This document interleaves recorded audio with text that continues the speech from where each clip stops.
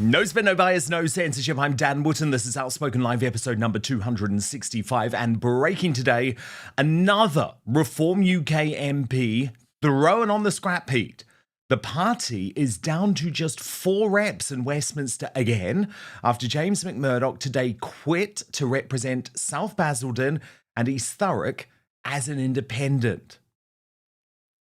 Now, he was pushed out by the party because of his alliance with fellow ousted MP Rupert Lowe, with suggestions Reform's chief whip may have even been behind this weekend's leak to the Sunday Times. So I'll reveal all on the Reform civil war shortly. But first, growing disgust, horror and fears as our leaders and mainstream media, from King Charles and Nigel Farage to Woke ITV and the British Bashing Corporation, refuse to utter the words Islam, Islamist, Islamic or Muslim on the 20th anniversary of 7/7. July the 7th also taught us about the bravery and the resilience of ordinary people, and in that there remains hope. Following that attack, just how difficult it was for anybody Muslim living in this country.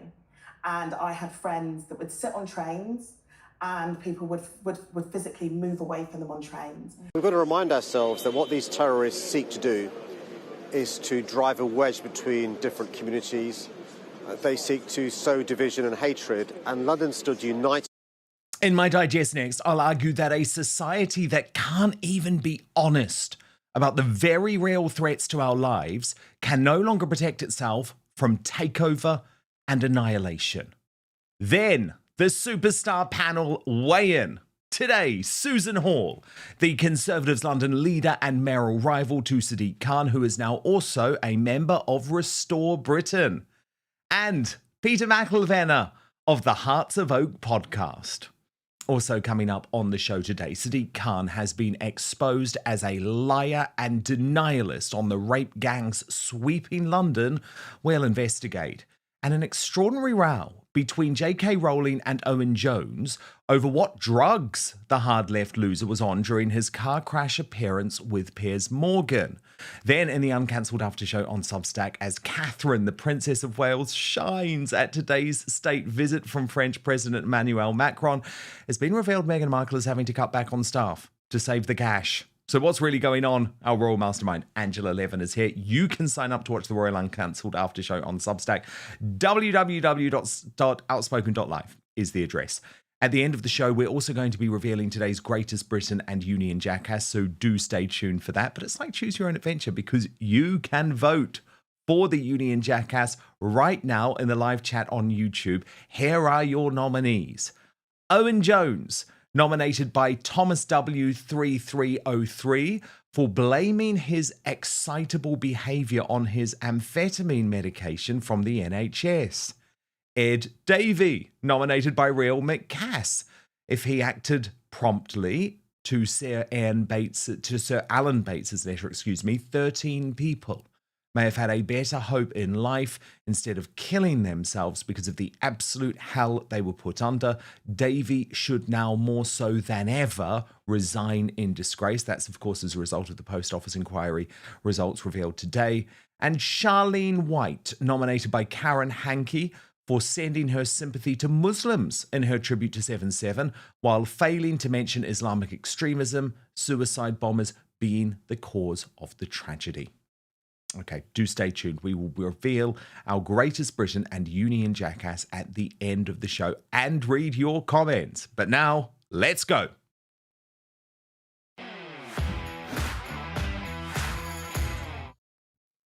When you cannot utter the damn words, how can you even start to deal with the problem? The 20th anniversary of 7/7, a barbaric, homegrown Islamic terror attack that killed 52 innocents on London tubes and buses, has shown to me just how far British society has fallen. So afraid of causing offence, so concerned about this bullshit concept of community cohesion, which, trust me, no longer exists in any of our big cities, The pathetic platitudes, talk of hope and positivity coming from the slaughter, and avoidance of confronting the reality that Islam is out to destroy everything we have built has dominated talk from both the MSM and our political leaders. And I have to be honest with you, I'm leading the show on it today because it has made me physically ill over the past 24 hours. As Dr. Gad Saad puts it, this is suicidal empathy. So I'm going to call it out. Because until our toothless and terrified leaders accept that there is an extreme ideology that wants to blow us up, both literally and metaphorically, then nothing is going to change. The attacks on our way of life are going to keep coming. As Basil the Great put it on X, the government and the monarchy are both acting like 7/7 attacks 20 years ago were a terrible accident. They were murdered by Islamic terrorists. Diversity is not our strength, it's our weakness. Islam is a religion of war, not peace, and you are all gaslighting the public. So look, let me start today because I'm calling out this nonsense, so I'm going to start with the corrupted MSM. This was the take last night of our state broadcaster, the British Bashing Corporation. The 7th of July 2005 was a dark day in Britain's history. But it shone a light on this nation's strengths, courage, fortitude, tolerance. Mark Easton, BBC News. No, Mark Easton, no. You still don't get it. Tolerance is what caused this. It's what still causes it. I was even more disgusted by Woke ITV and its left-wing boss, Tom Bradby. Now here, solemn ceremonies have been commemorating a morning of terrorist carnage 20 years ago today that reduced London's busy transport network to scenes of bloodshed and chaos. Many of you will remember it. The intention of the 7/7 suicide bombers was horrific in its simplicity: kill and maim as many defenceless people as possible. 52 people died and more than 770 were injured in explosions that ripped apart 3 crowded tube trains and a double-decker bus. But as well as the depth to which extremists will go to carry out their hideous acts, July the 7th also taught us about the bravery and the resilience of ordinary people, and in that there remains hope. Hope? What hope? But look, it got worse because I watched that entire report on Woke ITV and there was not one mention of the words Islam, Islamist, Islamic or Muslim. Not one word. It was all just generalized as extremism. And remember, Woke ITV is the broadcaster so obsessed with the so-called far-right threat.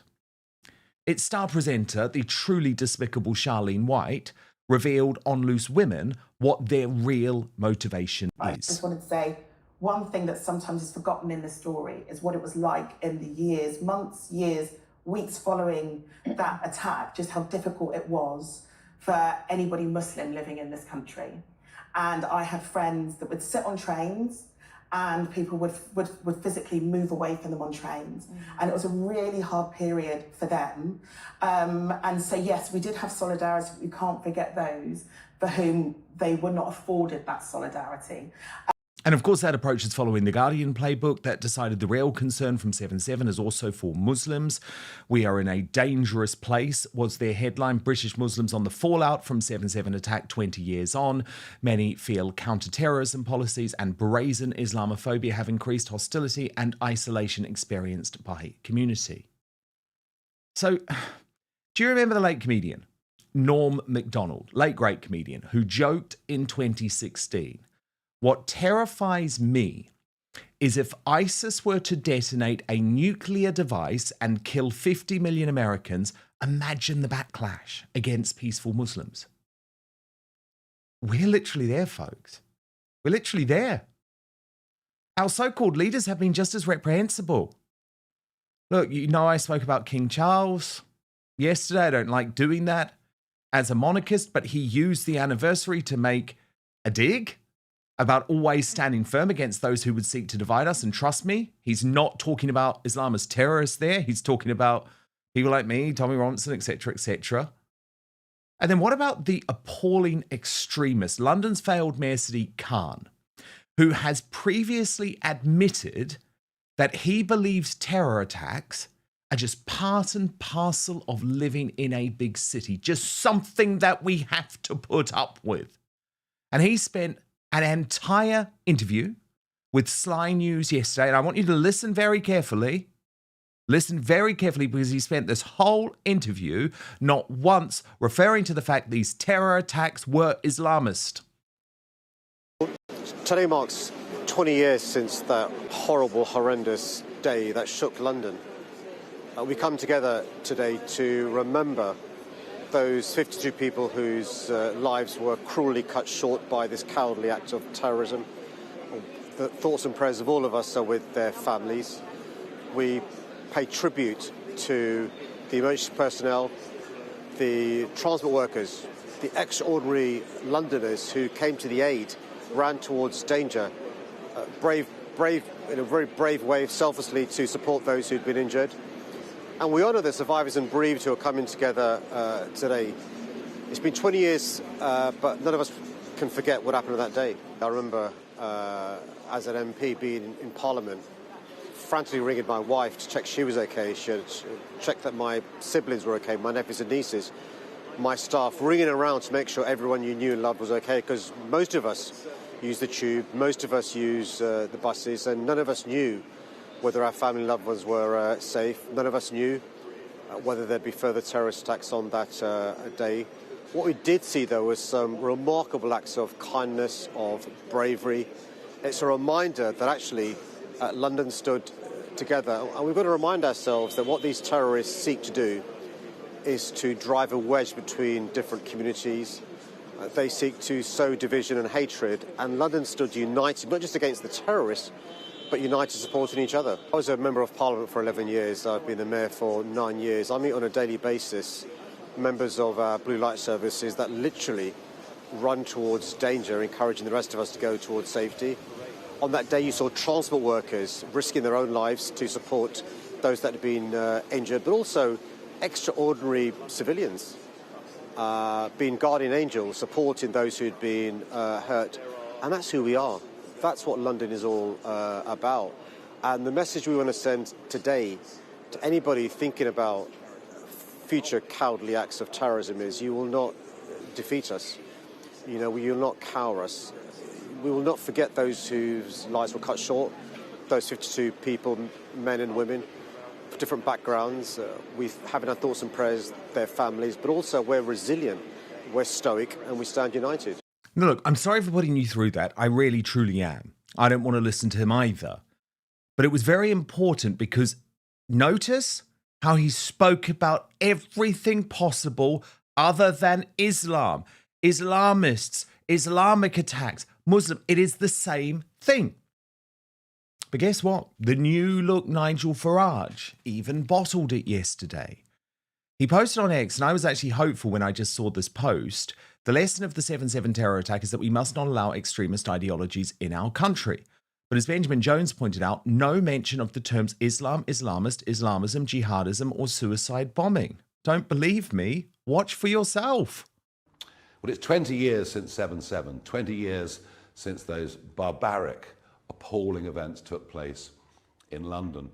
And today, everybody from the King downwards is remembering the remarkable courage of those, not just who work in the services in this country, not just police and ambulance and fire officers, but also just of ordinary civilians doing their bit to help others. And it is right that we remember that, but it's also right, and what nobody has said, is to remember why this happened.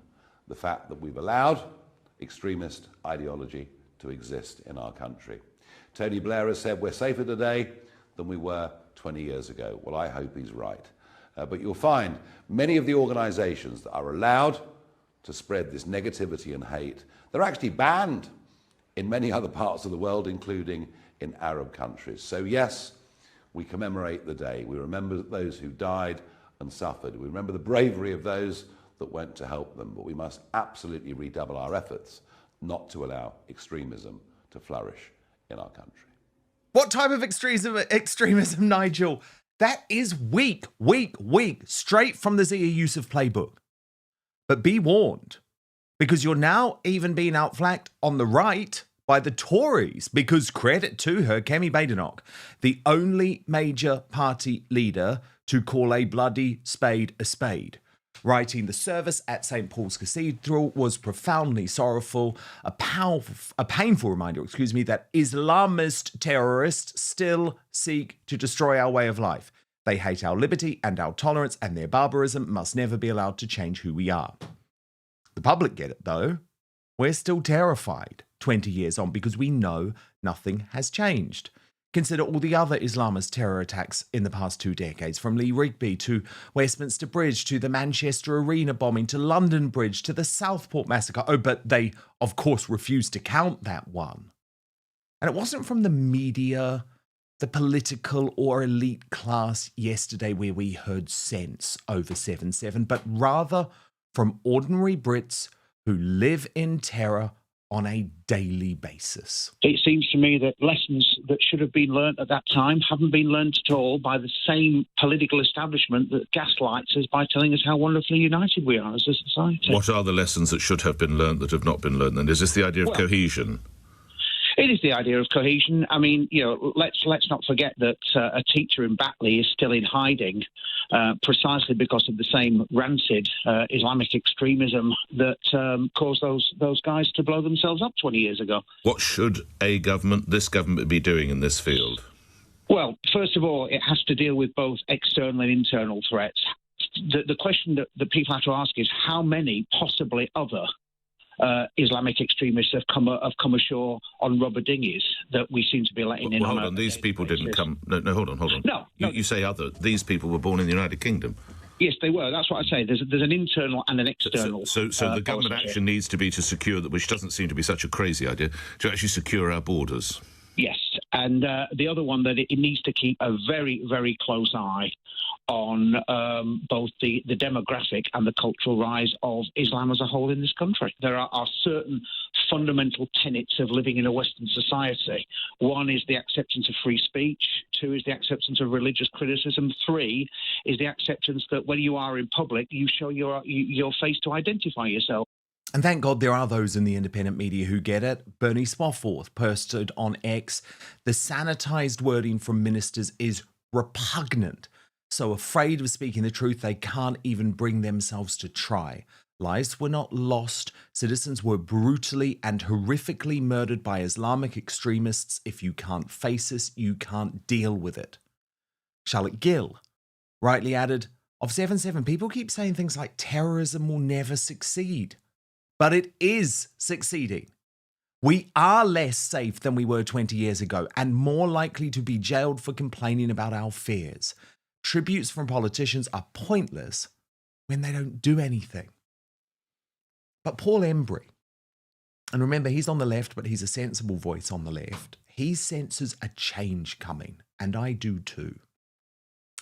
If, God forbid, there were another 7/7 in this country, I don't think the reaction would be anything like as restrained as last time. The hate won't win, and don't look back and anger platitudes just wouldn't work. People have had enough. They won't take lectures from an elite which has broken the country and facilitated deep social disintegration, but then urges, don't let them divide us. And I think, again, because there has just been so much dishonesty, I need to remind us all what happened on 7/7. 4 homegrown Islamists, 3 of Pakistani origin, carried out coordinated suicide bombings with 52 innocents killed and over 700 injured.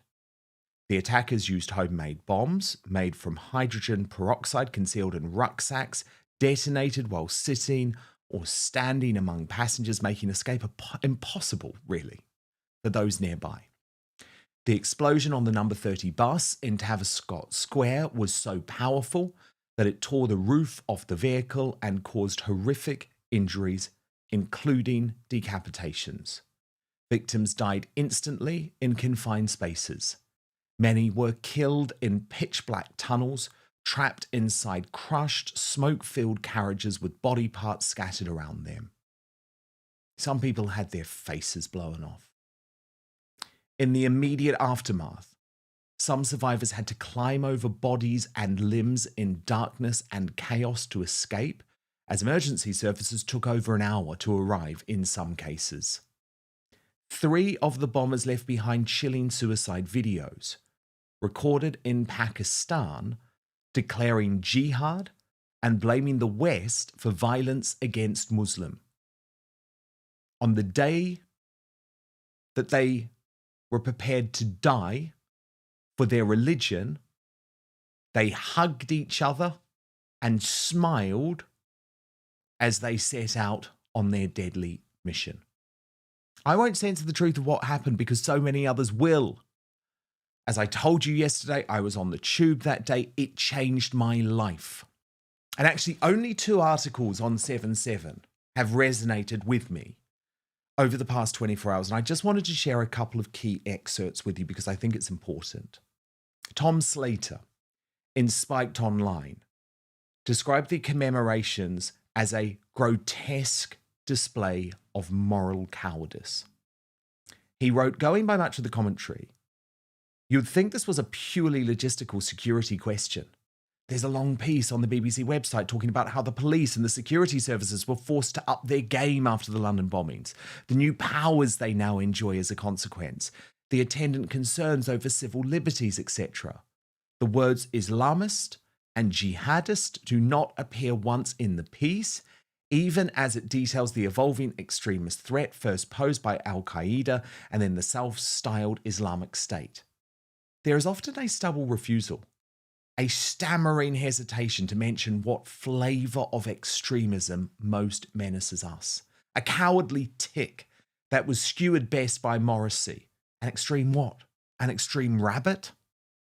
It's a brazen attempt to change the subject, from murders to feelings, from the questions the cultural elites would prefer not to discuss to things that are totally uncontroversial, like racism being bad. We're stuck in this loop for 20 years now.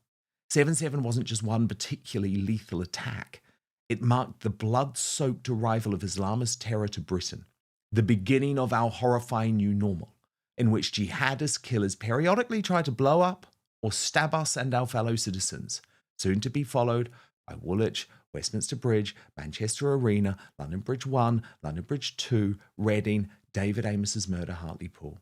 And yet the rise of this murderous, apocalyptic Islamist cult that worships death, that hates the West, that hates us, has left the opinion-forming set staring at their shoelaces while they mumble something about the far right being just as pressing a problem. This brain rot goes right to the top. Over these past 20 years, Islamist terrorists have butchered 95 people in Britain. The racist right have managed 3. Meanwhile, Prevent, our premier counter-extremism program, routinely flags up more people for extreme right-wing views than for Islamism. At last count, potential Islamic extremists made up just 11% of referrals. And then Stephen Daisley in The Spectator wrote a piece headlined "What was missing from the 7/7 commemorations?" And he said something was scarce, if not absence, in the commemorations of the 7/7 Islamist attacks yesterday. And that is the fact that these were Islamist attacks. The word did not appear in the Prime Minister's official statement to mark the anniversary. Keir Starmer commended the unity of Londoners in the face of terror. But what kind of terror? Far right, far left, the IRA, eco-warriors. The trouble is, if you specify the nature of the attacks, you specify the nature of the perpetrators. They were Mohammed Sadiq Khan, born in Leeds, parents from Pakistan. Shehzad Tanweer, born in Bradford, parents from Pakistan. Hasib Hussain, born in Leeds, parents from Pakistan. And Jermaine Lindsay, born in Jamaica, family converted to Islam after settling in Yorkshire. That all were Muslim and all here as a result of immigration is purely coincidental and definitely not something we should learn any lessons from. The Prime Minister gives the game away in his statement when he says, "Those who tried to divide us failed. We stood together then, and we stand together now against hate and for the values that define us of freedom, democracy, and the rule of law." Every last word of that is wrong. Islamists do not want to divide us. They want to dominate us. Their goal isn't us at each other's throats, it's their boots on our throats. They want, they demand, and if we allow them, they will enforce our submission. Now, the Superstar Panel.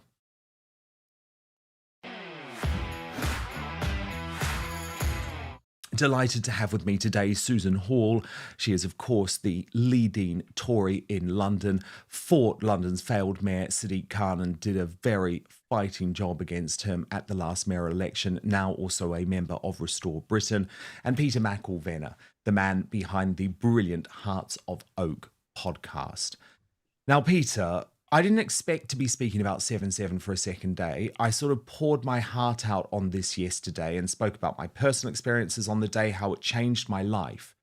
But then I started watching the mainstream media coverage of the commemorations. I started looking at what the politicians had to say about the 20th anniversary. And I got so angry, I just had to lead the show on it again today because I think it absolutely proves why our establishment and why our MSM are just so out of touch with the problem, because they cannot even say what the problem is. Well, Dan, you talk about superstar panel, but I thought that was a superstar opening. That completely laid it out. And I'm sure the viewers will absolutely appreciate that.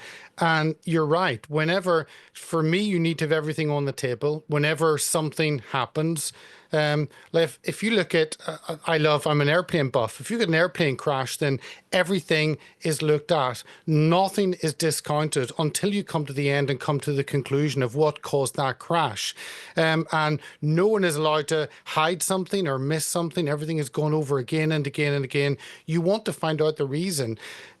We have a problem in this country that we're not sure if we want to find out the reasons, because it may be difficult and we may need to ask questions about how we engage with the community as a society, whether we have ghettos in our country, whether certain groups of people actually are completely separate from others. There are huge questions about how our society moves forward together, integrated or divided. So I guess this is a key issue. And I think that it is often easier to act as if critics of Islam have some problem with Muslims as a people than it is to accept there may be some uncomfortable truth that Islam is different. And many commentators have said the difficulty of Islam to integrate and the difficulty that we have Islam to be separate in the UK.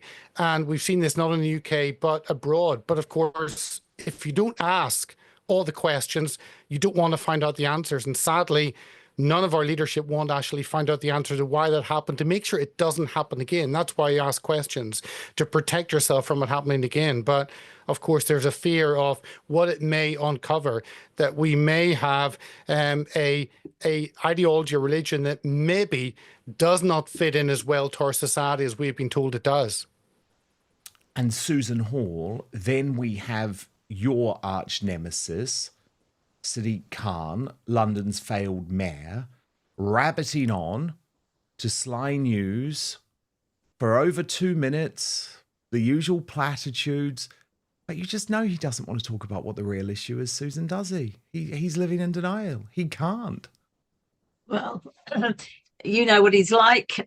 He's like this all the time, unfortunately. He skirts around everything.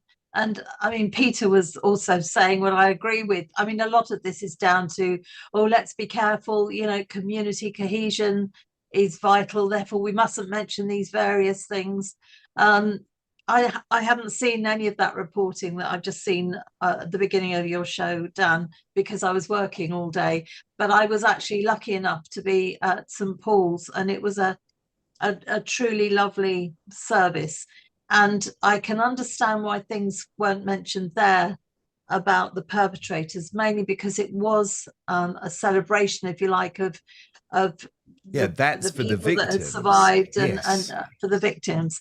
But everything else you said is completely right. We're all scared of saying anything about any religion, about anything that might upset the community, and we've just got to start doing that. And when there is real problems with Islamic terrorism. We need Muslims in this country to start speaking up against it, because they will suffer from it. We've seen that happening. And the only way that they won't is if they start speaking up. And who's the against most famous Muslim in the country? Sadiq Khan. Did he speak up against it when he had a choice to do so yesterday? No, he didn't. And No, as I you're say, right. I mean, all of this is so personal for me. I attended one of the funerals of someone, a New Zealander, who was blown up that day on 7/7, and I just get so angry that 20 years on we're still actually not able to actually really work out what the issue is. But of course, the King hasn't had a good couple of days, Peter McElvenna, because then we move to the state visit with Emmanuel Macron and his trans wife Brigitte, who hopefully wasn't slapping him around the face on the plane before meeting the Prince and Princess of Wales. And the Daily Telegraph informs us that the King, at the banquet tonight, and okay, the speech hasn't been delivered yet, but I've got a readout, and as far as I can tell, Peter, there's been no pushback from the palace on this, is going to tell Macron that there are no borders between Britain and France. According to the report in the Telegraph, he says that they say King Charles will speak of the vital partnership between the two countries in the face of challenges emanating from multiple directions, faced together as friends and allies. And the key line is, he says, as friends and as allies, we face them together. These challenges know no borders. No fortress can protect us against them this time.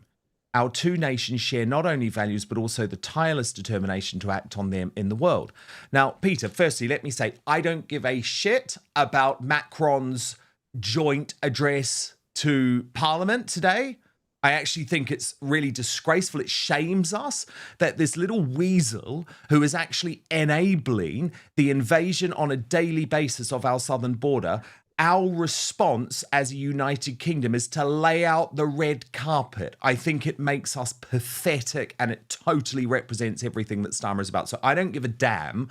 I don't give a damn what Macron has said this afternoon. He is a weasel. He does not want what's best for the United Kingdom. I do, however, care about the King saying that there's no borders. Peter, I mean, the whole reason that we're in this disastrous state in terms of the invasion is because we've acted like there are no damn borders. There is a border. There is absolutely a border between France and the United Kingdom, and we've got to start protecting it, Your Majesty. Dan, there's only a border if you're a legal citizen and you want to travel law-abidingly. Then there does happen to be a border, as we have all found out whenever you go for Eurostar or the ferry or a flight. But of course, if you come in legally, no, there isn't a border. And this has seemed to be, it would be phenomenal to try and find out conversations that have happened behind the scenes between the British government and the French government, because they have agreed for this situation to continue. Well, we pay the French to do something, they do nothing. Then we go back a year later, pay them more, so they will do something and they do nothing. And we are dumb enough to keep paying them money year after year because they promise they'll do something and don't do anything.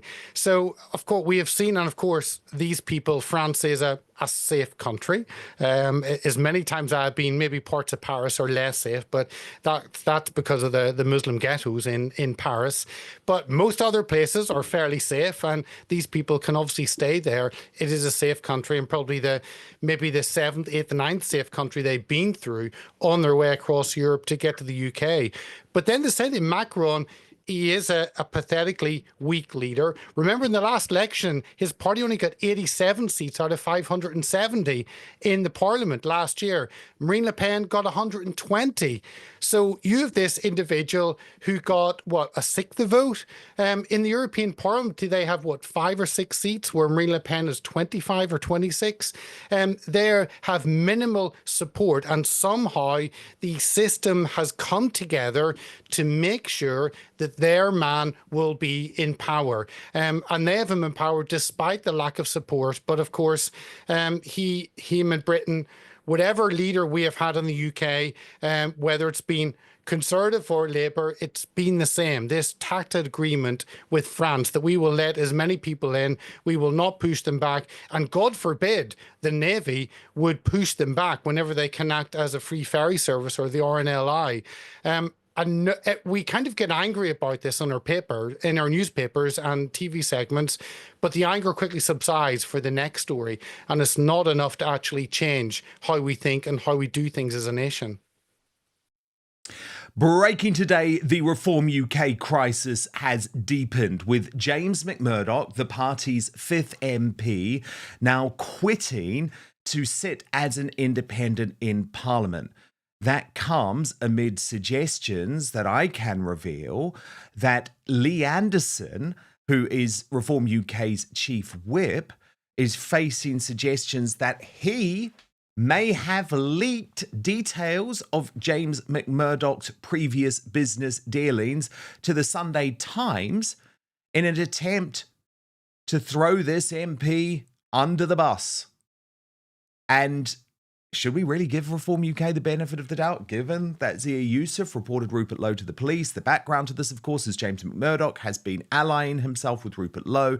He's a member of his rape gang inquiry, and I believe that talks were taking place for him to potentially join Restore Britain.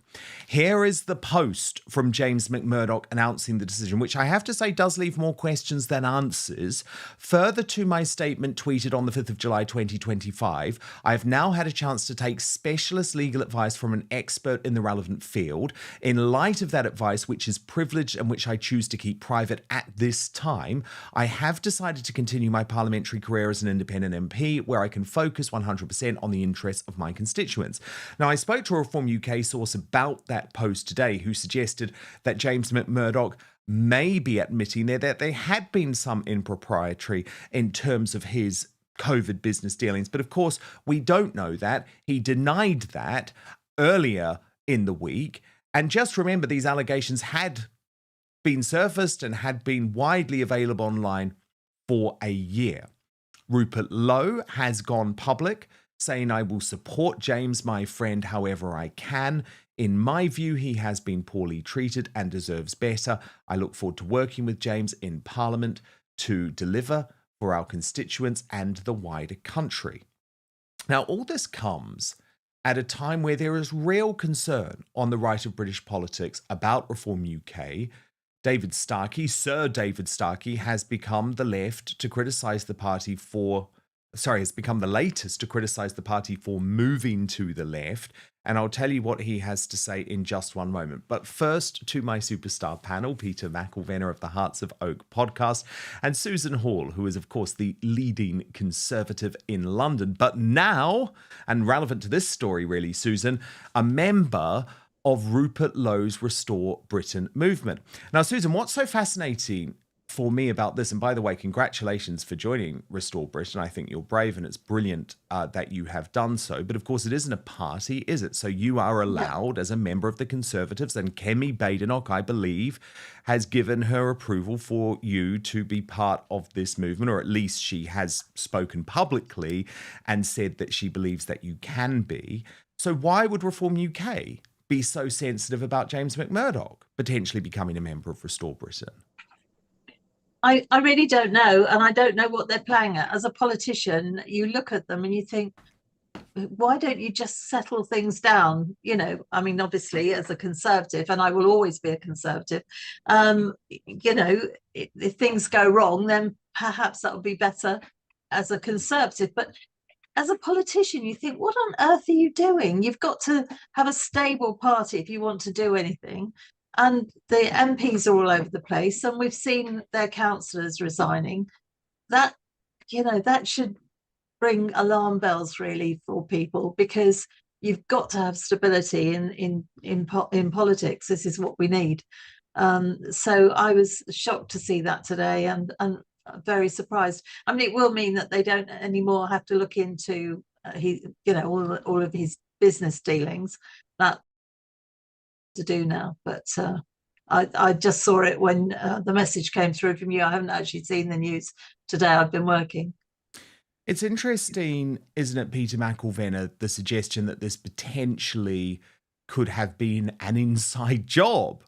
Lots of people speculating that Nigel Farage was never a big fan of James McMurdock because you remember he had that previous assault conviction and Nigel almost viewed him as like a walking, talking failure of Reform UK's vetting policies. And then the suggestion that the leak to the Sunday Times may have come from within Reform UK itself, from Lee Anderson, potentially, at least that is what is being discussed. I'm sure Lee Anderson would deny that. But this is really dirty politics. This is really dirty politics, Peter. And I just wanted to show you the Conservatives on X have posted a lot can change in a year. For Nigel Farage, it's losing 40% of your MPs. It's got us asking the question, who's next?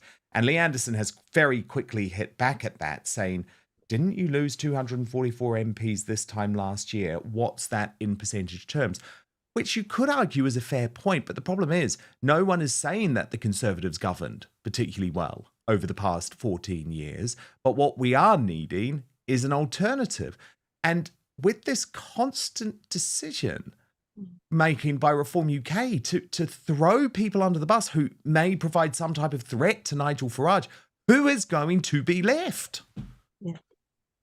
There've not been many left, and yeah, losing 2 out of 5 isn't great. And if Nigel wants to be Prime Minister, he will have to have 300 plus MPs. 330 if he wants a majority. How is Nigel going to keep 330 people together? Anyone who rises and is popular, like Rupert Lowe, obviously will be removed. Anyone who says something or joins a group that he doesn't like will certainly be removed. You can imagine how quickly that 330 would go down. So I don't know. Nigel has to change his focus, and I don't think he is able to. He's been in politics so long. But he has, the one thing he's failed to build up in politics, I think, is a thick skin. And you take whatever happens in politics and you go with it. You don't worry about the criticism because you're focused on doing what's right. And yet, Nigel has ruled back on so many issues and seems to want to make himself some kind of Lib Dem, so that he can actually try and suck in all the votes. He's still Nigel. He'll get the votes as Nigel. He wants to kind of go into the middle, not criticize or say anything that might cause offense to someone, and therefore sucks in those votes. I think he's just doing all he can do to get to that line of 2029 and get into 10 Downing Street. It's weird with James, because James wasn't a threat. He's not extremely well known. He's got one of the smallest majorities, under 100 majority in Parliament. So he's not a very high figure, well known, maybe a little bit different than Rupert. But simply joining a group that he hasn't been told he can't join. It was like some of the issues we had back in UKIP in the day, where people joining groups and being thrown out. And it's like that chaotic feel back in the kind of good old days of UKIP, where it was fun and you weren't looking at actually being a number 10. Nigel is looking at number 10 and therefore seems to remove anyone that might stop that. But at this rate, I mean, well, obviously he'll just be left with Lee Anderson, who will do the dirty work, and left with Richard Tice, who doesn't say boo to anyone, so just goes with it. So I assume it'll just be the three of them will just kind of float on to 2029. Now, who, of course, was a Tory until very, very recently. It is funny, though, Rupert Lowe, he ain't taking any prisoners, because he actually responded to Lee Anderson today saying, didn't you campaign for Jeremy Corbyn to become Prime Minister? And this is one of the big problems. You see, this is one of the big problems. Like, if Reform UK is going to go down the path of criticising anyone who used to be in another party, well, the reality is that most of their members used to be Tories. There's another big issue going on at the moment, though, which is that they just want us all to sit down, shut up, and trust them, no matter what they say. That is literally their approach. Don't worry your pretty little heads about it. We've got this. Just trust us. And Richard Tice even tried that approach with the great David Starkey. So David Starkey, which I don't think is going to work, because David posted, if Reform UK turns to the left, as they're showing some signs of doing, this country is finished. Richard's response, relax, David. We are the party of common sense and growth. Trust us. Well, unfortunately, no, Mr. Tice, that is not how politics work. You have to convince us that you're actually worth our trust, and right now you're not. And I totally agree with everything that David Starkey said in his video, and I want to play you the key moment here. Unfortunately, reform is going down the deadly path of trying to outflank Labour on the left. And this seems to me to be insane. There is no point in that sort of populism. What I think the real risk is that Farage could actually, if he continues with that, and I hope he won't, and I know there's some very much wiser people around him and trying to formulate policy, but if he continues in that direction, there's a real risk he will be the English Peron, the British Peron. And we are very near to a Peronist state, and if you get the whole, as it were, it's almost blue Labour, isn't it? If you get faith, flag, and family combined with these radical redistributionist policies through heavy taxation and large-scale welfare, it is the Peron mixture, which, it's taken Millet, it's taken literally the chainsaw to begin to break down, and I am terrified of that. I think there's good reason for him to be terrified, Peter McElvenna. But Richard Tice just saying, oh, just trust us. Just trust us. When we're saying we're not going to do mass deportations, when we're saying we don't worry about demographic change, when we're now saying that we want to lift the 2-child benefit cap, when we're saying that we're no longer a right-wing party, just trust us. No, we're not just going to trust you. No, we weren't. And to ridicule David Starkey like that, to mock him, that is wow. And that's what I'll say. My post to Richard Tice would be, wow, you've completely lost it. But with David Starkey saying there are smarter people around Nigel, maybe he'll listen. Nigel doesn't need to listen to advice because he is Nigel. So why would he listen to any advice? That's the difficulty. I think with Rupert, and I know you've had Ben on before, and many people, you need to be open to listening to ideas. You need to be open to changing course. You need to be open to listen to people who know more about a subject than you. Now, if you think there's no one else who knows better than you because you've been in this game for 30 years, then you have come up against a problem and you're not going to change. And I think that's the dangerous place that Nigel is in. And I hope that David Starkey is right, that some people do nudge him to change course. But I think he's an old dog, and I don't think he's going to learn new tricks.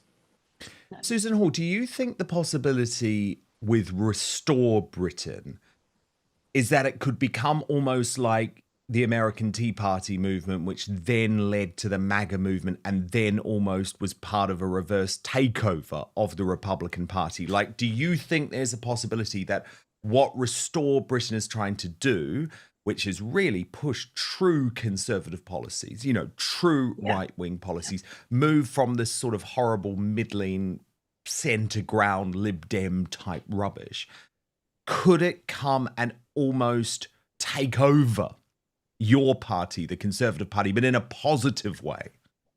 I don't think so. I think what Rupert is telling me that he wants to do is to just come out with some good policies and take it from there. If it at any points looks as if it's going to be a political party, I will move away because I am a Conservative.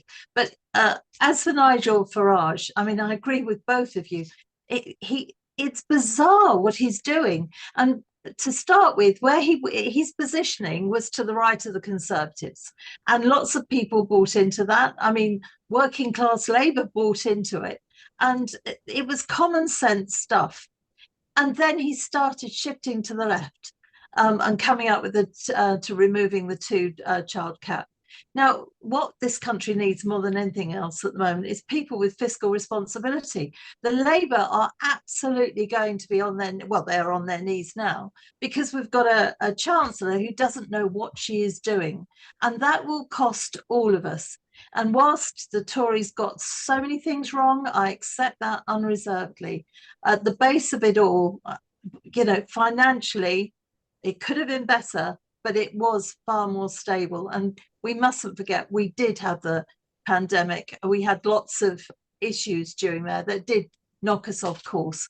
But if reforms start going up, we'll give this away free, give that away free. Most people in this country actually stop to think, actually, can we afford that? Because look at the mess Labour are in, and that's all around finances.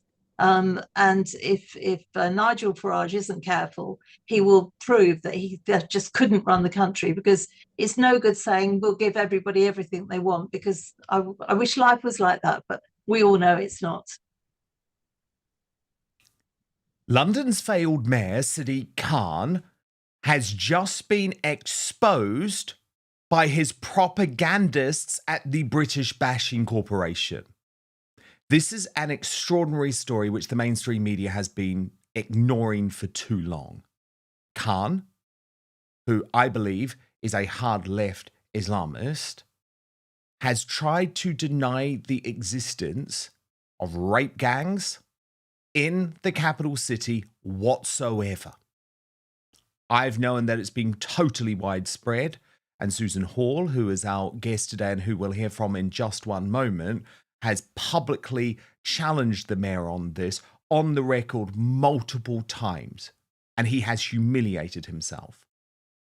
And he has humiliated himself because that establishment organ, the state broadcaster, can no longer ignore what we have all known for so long. So how long can the mayor? Watch. This programme has been told that grooming gangs are operating in London and the situation is more catastrophic than anywhere else in the country. The recent Casey review revealed that the Met Police are investigating cases of children in London being criminally and sexually exploited, and there is a mismatch between the ways the Met and London's local authorities recalled child abuse. But as Susan Hall posted on X, really? If you recall, Sadiq Khan pretended not to know what I was talking about when I quizzed him on it. Now, that's no exaggeration. I played this extraordinary clip here on Outspoken at the time because I was so disgusted by Sadiq Khan burying his head in the sand about what is one of the biggest crises facing the United Kingdom and one of the biggest cover-ups in British history. Watch.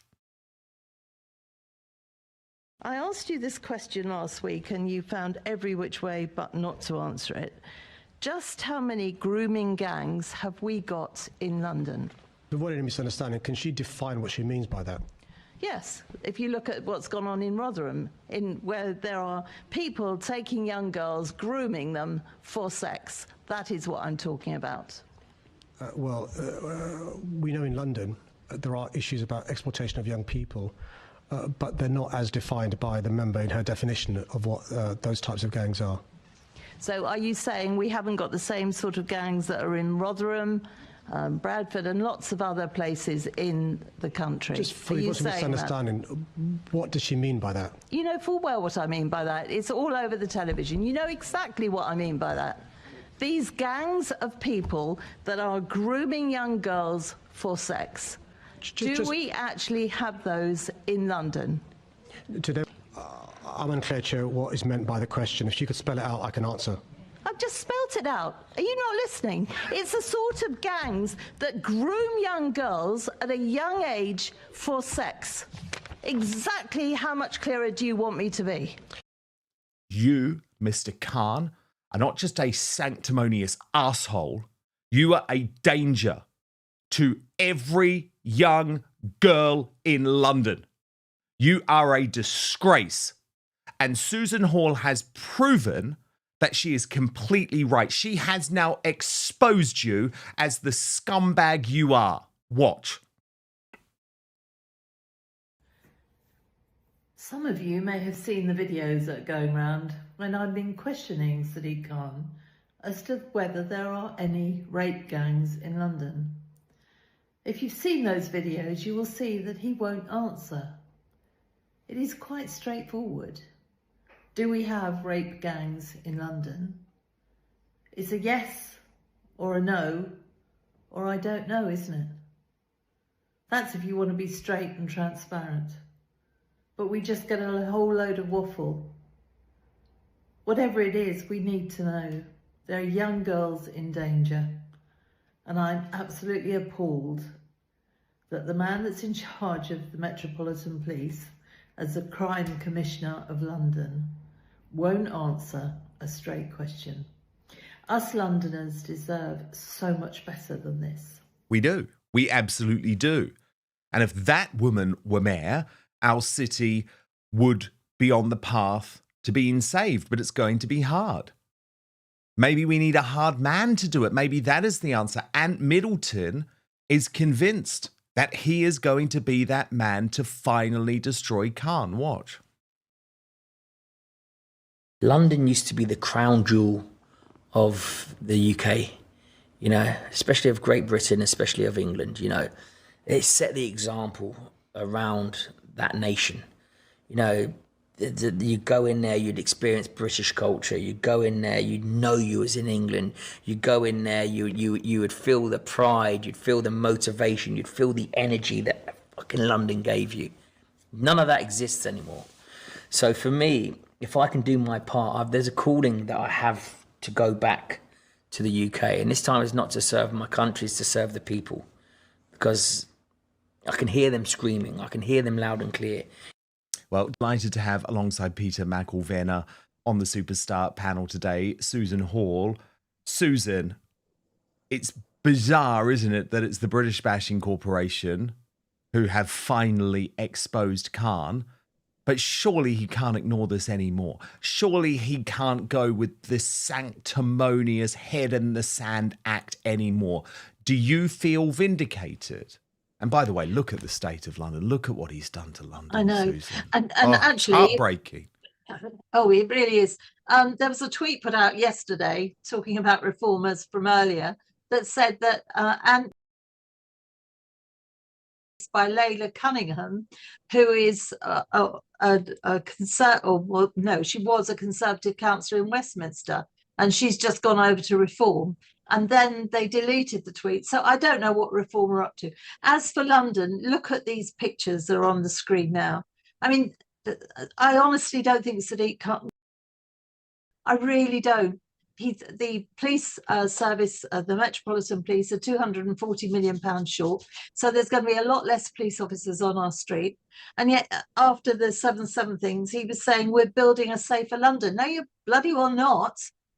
Not when our police need so much more money there.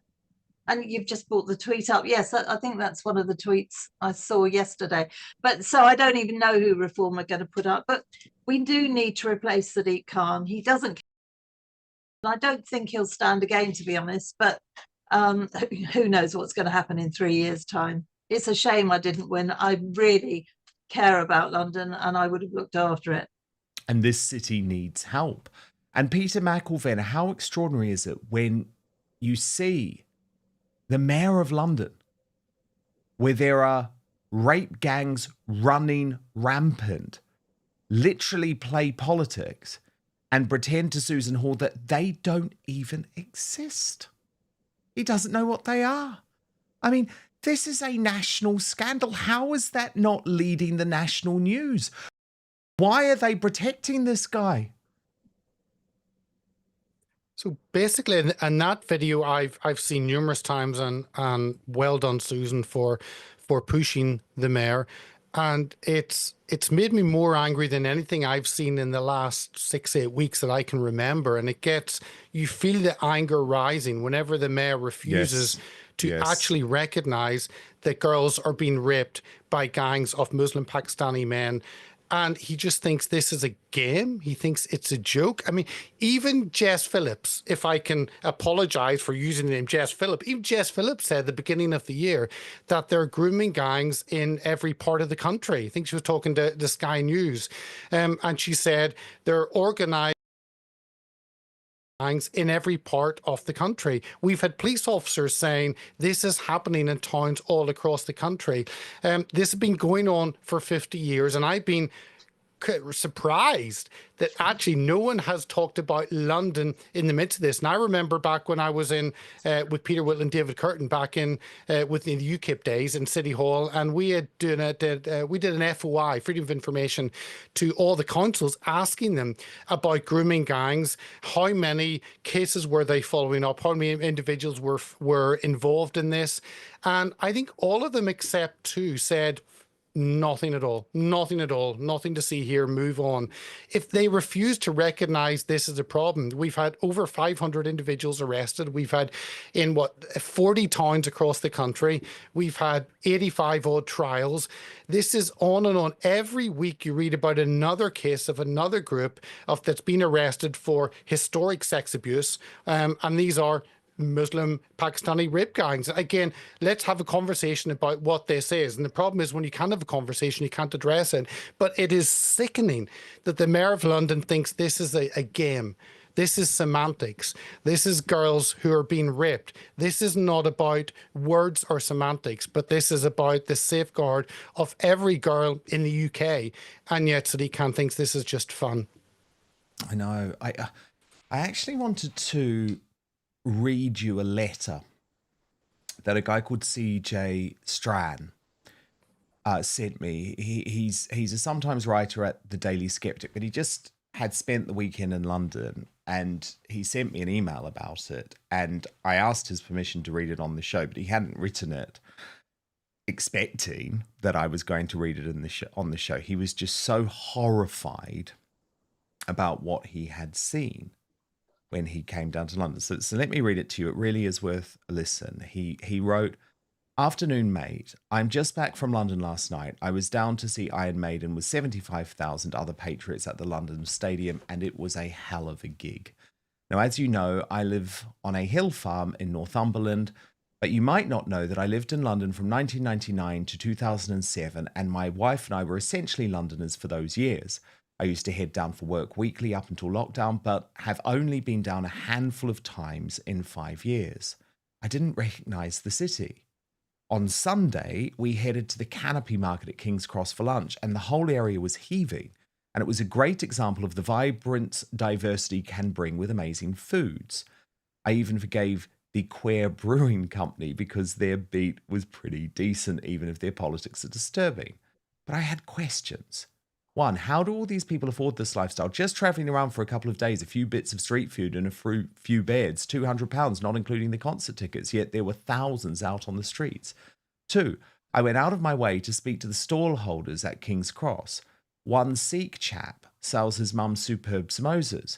I asked him if he was busy. He shook his head, taking downs by half versus last year, struggling with increased employment costs, said people seem to be saving their money, said stores are packing up slowly but surely. Three, when I got to Newcastle, I couldn't help contrast the cities. I don't think the gap in culture or wealth has ever been as stark as it is today, Dan. It's literally the Hunger Games. We have a frivolous, metropolitan, progressive population of global young people and wealthy British liberals having a lifestyle provided by the cheap labour of migrants. Meanwhile, outside the capital, we have millions who are struggling, who are hated by the same metropolitan types, who no longer hide their contempt and whose views on everything from economics to religion to abortion are polar opposite. I was taking David Betts' forecast of inevitable civil war with a pinch of salt. But after this weekend, and with the Glastonbury incident, I think he might be right. London is a foreign country, and the majority who live in it in our media and government and civil services are completely out of touch with the reality in the regions and nations. Does Starmer even realise that Scottish nationalism is being swept aside by a resurgence in unionism fueled by anger? Or that his immigration policies have finally united Catholics and Protestants in Ulster? You show remarkable foresight to see this despite living in London. Yes, the concert was fantastic. No one can accuse Iron Maiden of being out of touch with their fans of all ages. A lot of Sikh guys there as well. Union flags everywhere, no politics at all. But London is a fantasy land.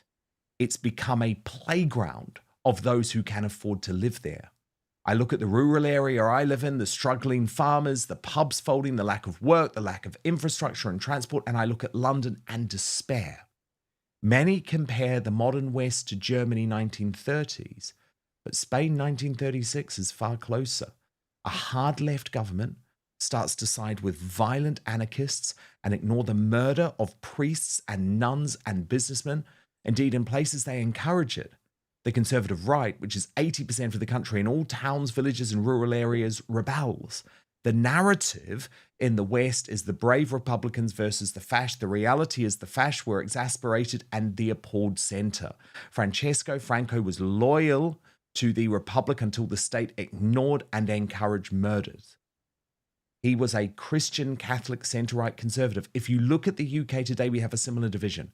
An utter breakdown in everything between the opinions of the metropolitan left and the rest of the nation. I think the only way to possibly save this situation is for the capital to move to York and for London to become a city-state, paying a charge to the UK but politically removed from the nation. This cannot persist, and I worry for my children as they reach adulthood over the next 3 years. Great show today. As always, I wanted to share my perspective with you as an ex-Londoner returning. I was shocked. Susan Hall, your response? Well, I live here. I'm a Londoner. I recognise far too much of what you've just read out. I think the trouble is Starmer is completely out of touch. He lives in his little bubble of socialist left-wingers. I mean, the Greens are really up and coming in London as well, and they're as bad as Starmer. You know, if you go into London, there's nothing but demonstrations, all about foreign countries the whole time.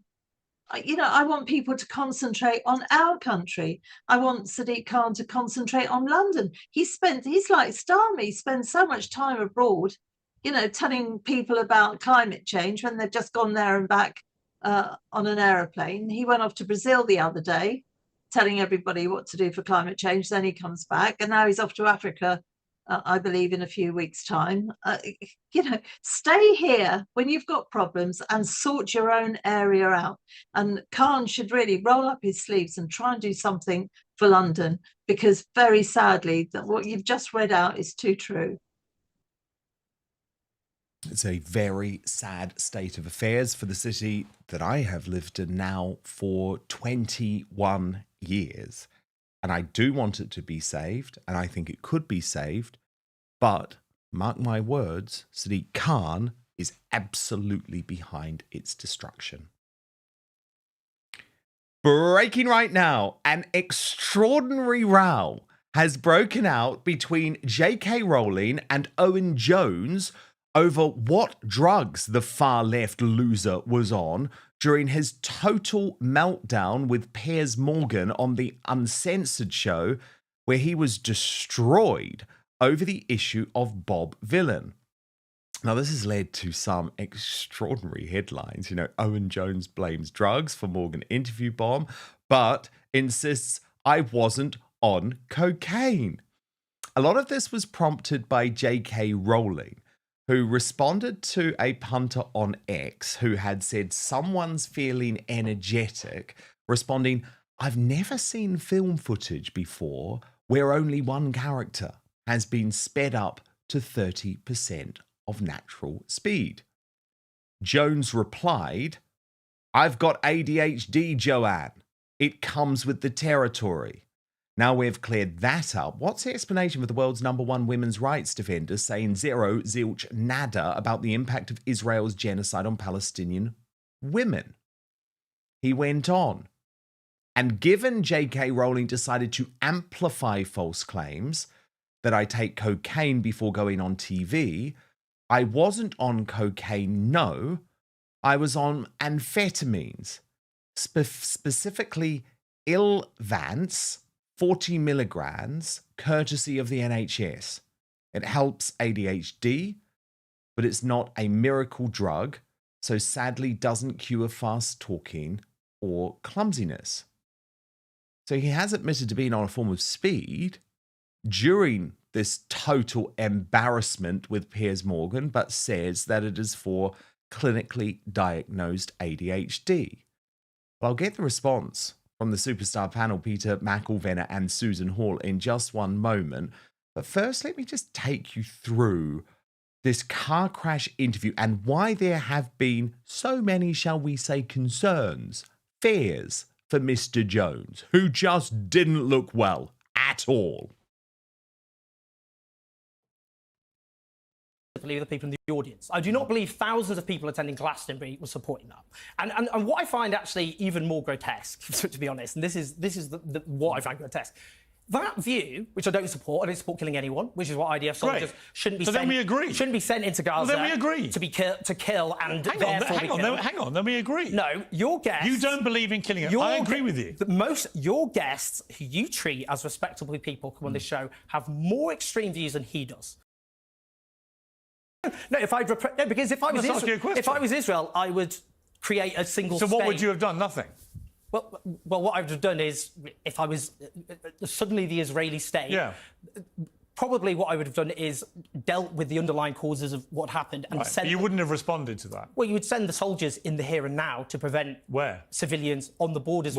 On the borders, they failed to defend because they were in the West Bank committing a pogrom at the time, Piers. But you wouldn't have gone after the people that did it if you'd been. Everyone who commits war crimes needs to be sent to justice. The international. No, that's not my question. No, but the international criminal. Yes, it is. Do you believe that Israel had a right to defend itself? Gaza, as you know, under international law, wasn't another state. It's occupied legally as per international law. But all the terrorists came from Gaza. He doesn't look well. He doesn't look well at all. But maybe it's just all of those terrible views which have finally sent him mad. But I mean, even Piers at one point seemed to be seriously concerned. Haven't exterminated the vast majority of the Rohingyas. I prefer to wait. Sorry. You're right. I'm getting excited. You're getting nervous, aren't you? Very excited. Peter McElvenna, Susan Hall with me now. I mean, Susan Hall, this is a guy who's made a lot of TV appearances, right? Very odd that he's gone out there and openly admitted, yeah, I was on speed. I was on speed. That's totally fine because I wasn't on cocaine. Yeah, and I just love J.K. Rowling. I really do. I think she's fantastic. And she didn't actually say he was, did she? No, she didn't. Just said everything was going quickly. I mean, I'm at disadvantage in as I have never taken drugs, so I don't know what they do to you. But there was certainly something really wrong with him there. But I can't stand him anyway, to be perfectly honest. What did you think, Peter? Well, I share, Susan. I actually have, and I was always worried when I grew up about whether you take drugs, what might happen. So I got scared taking them. But then there's not a confession show that way. When you watch, it's so strange because Owen Jones, you're right, has been on so many shows. Maybe he should stick to writing books. I don't know if, I guess his strangeness maybe doesn't come out in books as much as it does on screen. And he says, Piers, I'm getting excited. I mean, I will very much side with Israel, but concerned of what is happening. But no part of me gets excited about what is happening. Was he excited that you're talking about people being killed? Is that what kind of he gets off on? It's so weird. It's a topic that's very depressing in a way, because many people are getting killed and it's difficult to see a way out of it. But of course, for Owen Jones, he can say, well, one side is perfect. But when he was asked, what would you do? Again, I love when a journalist, I don't have much time for Piers Morgan, but when a host like that asks someone, well, what would you do? Because I think often you can just comment on things. It was a great question, but of course he didn't have a solution. He could have given some ideas. Of course, what he would do is remove Israel. That's really what he wants. And then everyone can be without a Jewish state. That's really where Owen, but he didn't have the guts to say that. But it's frustrating whenever you take the side of a group that committed the act of 7th of October, pure evil. And it's like growing up in Northern Ireland. If someone said, well, the IRA, what's wrong with them? Why are the British Army in order at the IRA? Well, because they're blowing people up. Now, of course, you may say there are faults on both sides, but to put bombs in shopping centres, which is what the IRA did as I was growing up. But to actually not be angry at those who've carried out the evil, but be angry at the state that has to respond to that, and to be excited about death and destruction and violence and chaos and war is very weird. So I think he needs to be taking other medication to really calm him down instead of getting him excited about it. Very, very weird. I totally agree. And the thing is, Susan Hall, this is like not a normal human being. Like, can we just stop treating him as if he should be totally considered to be on the mainstream of politics? Like, he was so sexist and vile to those women within The Guardian and Observer. Some really good women there as well, like Suzanne Moore and Hadley Freeman, for example, that they were forced out of that newspaper. Like, this is a very, very, very nasty man. And don't you just find it extraordinary, Susan, that people like him on the hard left are constantly platformed in the mainstream media, when if you look at the right, it's the total opposite, where people who I think are really moderate, like Rupert Lowe, are treated as extremists, whereas Owen Jones still pops up all the time on the BBC and Woke ITV. Well, he does, and he has, and he always has. And I've never liked him. I've always thought he was fairly extreme. But of course, the BBC and the others they just do. They go to him for comment. And I doubt that they would go for Rupert Lowe for comment. I mean, thank goodness for, people like yourselves and the new media that is looking towards the right and giving us airtime. Because in years gone by, I used to just despair because everything was so one-sided. But he's objectionable in my eyes. Let's put it that way. Yeah, I mean, and by the way, it's not that I am suggesting that he should be deplatformed. You know, I'm the opposite of that. Like, I believe sunshine is absolutely the best disinfectant. But it's like, I'm sorry, if you're going to allow Owen Jones on, then you must also allow Tommy Robinson on. You know, like, this is the problem, but they don't. And they have a total hypocrisy when it comes to that. Now, Jones, one of the reasons I think was so out of control on that show, not just the speed, was also because his whole argument in regards to Bob Villan and the fact that actually Bob Villan, you know, that idiot who went to Glastonbury, I mean, total loser guy. And again, I'm with you, Peter. Like, I'm not someone who thinks that, oh, we should be locking these people up. You know, I'm a free speech absolutist. But the point is, Owen Jones had been trying to paint Bob Villan as some type of peace-loving guy. And Piers Morgan just humiliated. He just destroyed him. Watch what happened. They were allied, many of them, to the Bosnian Serbs, who had huge amounts of sympathy for. They said it wasn't a genocide. Is it a genocide? I believe it was. Okay, do you think the Rohingya, is that a genocide in Burma? They haven't exterminated the vast majority of the Rohingya. Is that a genocide? I prefer to wait. Sorry. You're right. I'm getting excited. You're getting nervous, aren't you? Very excited. But look, let's just conclude with things we agree about. Okay. Right? Is your position now about Bob Villan, given what we just watched, that when he's chanced death to every single IDF soldier, you would condemn that? I don't support I don't want any soldiers to be killed. Right. And the way to stop that is to stop IDF soldiers committing genocide. And just to clarify, in light of what we've just seen, would you now withdraw your defence that he was only talking about IDF being an entity? His statement was obviously not correct. He didn't say that. But as I've said, you wish you hadn't defended him now? Well, I wouldn't have defended him on the basis of his statement. Because you said he was only specifically talking about the entity, not people. Well, that's because that's what he said, Piers. But obviously... that's what people... Yeah, but he lied to you, didn't he? Well, the statement's not true. But he lied to everybody. I'll say, Piers, he's less extreme than most of your guests because your guests... That's a different argument. No, it isn't. It isn't, because you don't show... But I take them on. Have you watched my show? Yes, and you don't show... Have you watched me taking on the Israeli guests recently? You treat those Israeli guests as having respectable views. You always have. In the first month... Have you watched him the last few months? In the first month... Have you watched the show? Do you support him? I don't think you've been watching the show, have you? I don't know. Why don't you ask Israeli Twitter or Zionist Twitter what they think of what I've been doing on the show? All the way through... You would know exactly how I've been treating the pro-Israel government guests. In the first month... and you wouldn't be saying this. In the first month... You haven't watched, have you? Be honest. I've watched many of your guests who are pro-Israel. Did you watch the interview? Who were treated with... Did you watch the interview? I mean, Peter, it's sort of like two narcissists, isn't it? Competing. I couldn't have said it better myself. It is. It's you can see Owen has no answer to the questions, and he starts in like an argument about something completely different. I would love to. I would love to see him with Douglas Murray. I mean, the two of those that would be phenomenal. I'm sure Owen would run out crying probably after 5 minutes, or say he needed his drugs to be able to cope. But kind of that. Douglas Murray on one side, that's you on a reasoned debate with some passion, but not over the top craziness. And Owen seems to be very much of a lightweight. I'm wondering, what is the purpose of him? I'm not actually sure. Maybe some people buy his books. But on the on Bob Villan, I would love to have. I think Bob Villan should have that opportunity. I think we should do a crowdfund, and we can send him to Gaza, and by all means, he can go and take on an IDF soldier.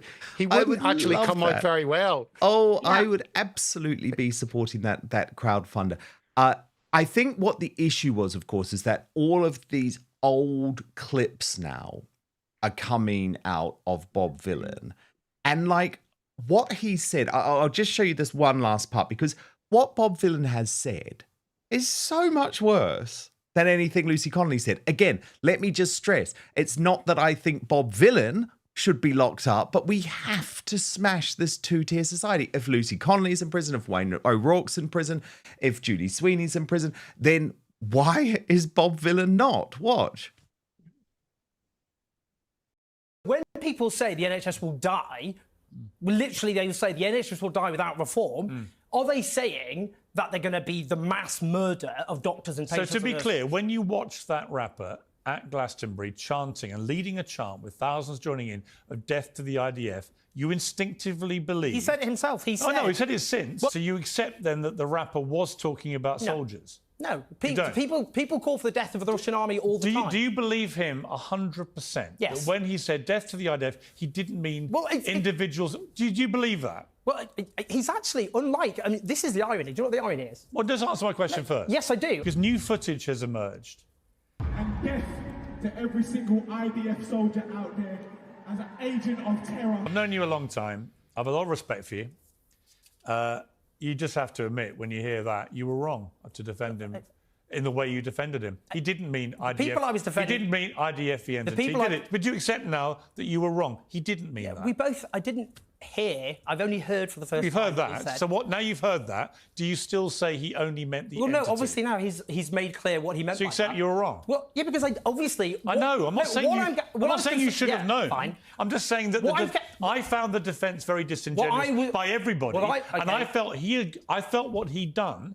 And this has now been proven, I think. He'd gone on social media. He'd seen people coming up with this ludicrous defence that he only meant the entity. And then, knowing what he'd said on stage, he issues a statement saying the complete opposite that he's read from people like you defending it. Now, he's made all of you look like complete prunes.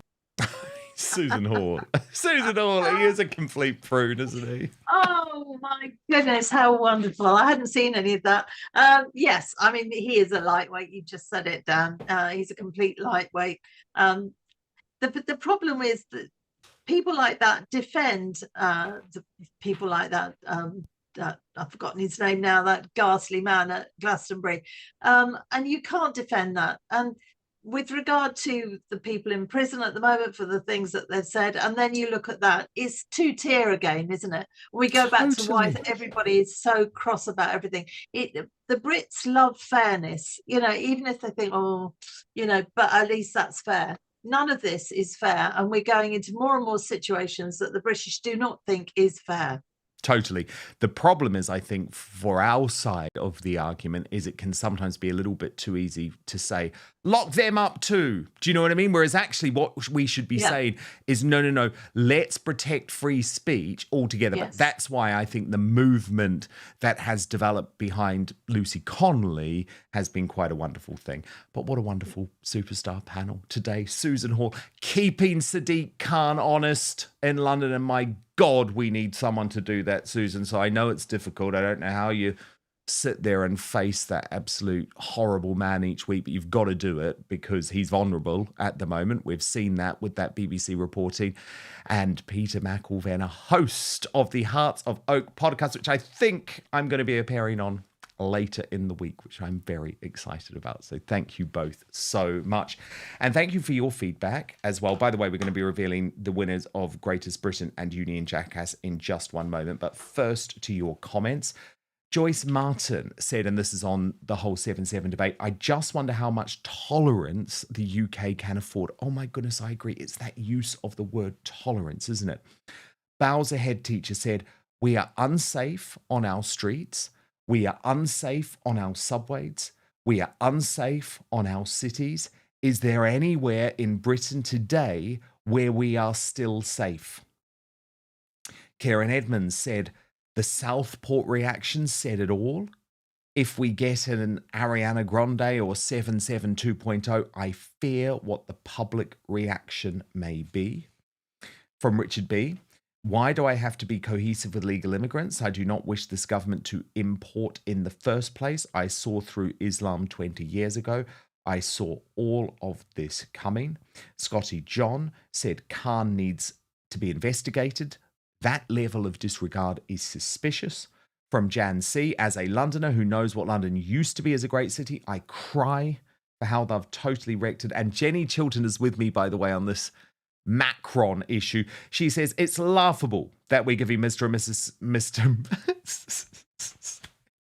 I thought that was a typo, but it wasn't, Jenny. You're just very funny and brilliant.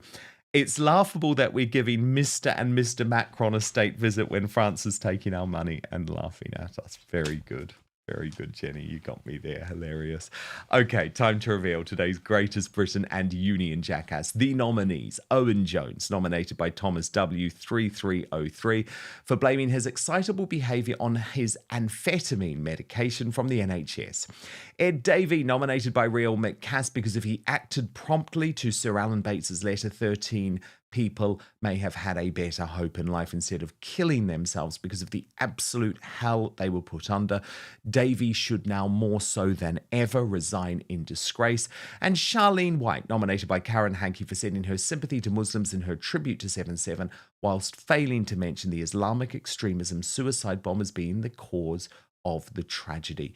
3 very strong nominees, and the results are in. In third place, with 23% of the vote, it's Ed Davey. The runner-up, with 26% of the vote, Charlene White. But the overwhelming winner, today's Union Jackass, with 51% of the vote, it's the bloke on speed, Owen Jones. And today's Greatest Britain, it could only be one man.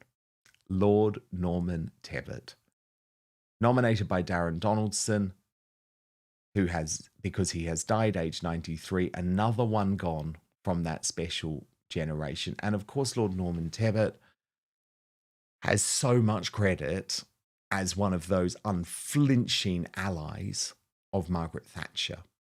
But of course, it was his response to the Brighton bombings that really proved what an incredible patriot and brave man he was. So rest in peace, Lord Norman Tebbit. Coming up in the Uncancelled After Show on Substack is Catherine, the Princess of Wales, shines at today's state visit from French President Emmanuel Macron. It's been revealed Meghan Markle is having to cut back on staff to save money. So what's really going on? Our royal mastermind, Angela Levin, is here. By the way, it has just been confirmed while we have been on air that Catherine will be attending the state banquet tonight for the French president, which means tiaras, folks. So that's very exciting. We'll have all of that on the Royal Uncancelled After Show tomorrow. The way to get it first and live on demand is at Substack, www.outspoken.live. Back with you tomorrow, 5 p.m. UK time, midday Eastern, 9 a.m. Pacific. Hit subscribe if you are watching on YouTube or Rumble. And most importantly, I promise to keep fighting for you.